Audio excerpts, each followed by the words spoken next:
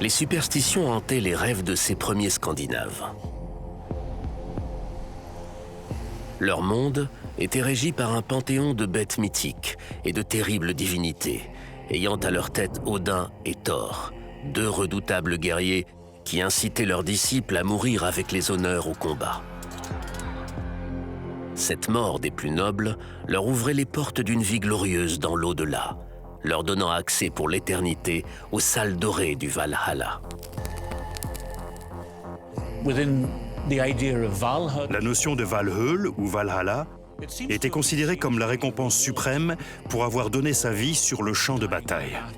C'était un bon moyen de préparer les gens à mourir au combat.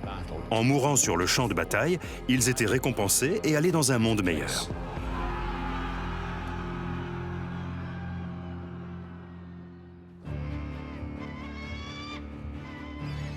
Longtemps avant l'ère des Vikings, de célèbres guerriers avaient sillonné l'Europe pendant la période des migrations.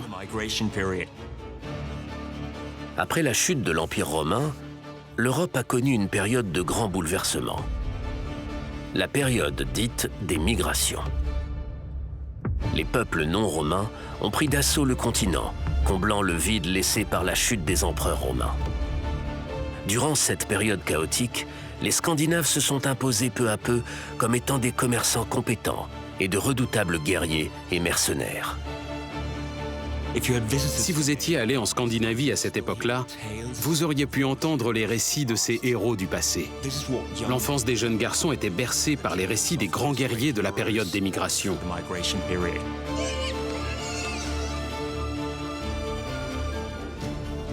Quand la situation s'est améliorée et qu'il n'a plus été nécessaire de lutter pied à pied pour maintenir les fermes et les villages, ces jeunes hommes ont voulu partir pour accéder eux aussi à la gloire.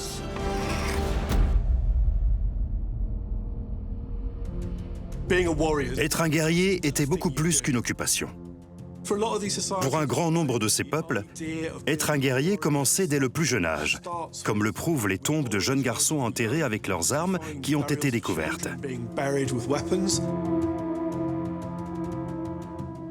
Ce qui ne signifie pas pour autant qu'ils guerroyaient, simplement qu'ils étaient membres de cette culture guerrière. Le fait d'être un guerrier ne s'exprime pas uniquement sur le champ de bataille. Il s'exprime aussi à travers l'art, la poésie, les histoires. Il peut guider la vie d'un viking. Mais pour combattre, un homme doit être doté de courage. Dès sa naissance, il tête la dague sanglante de la culture nordique. Un avenir fait de rudes combats est inculqué aux garçons dès qu'ils sont en âge de tenir une épée.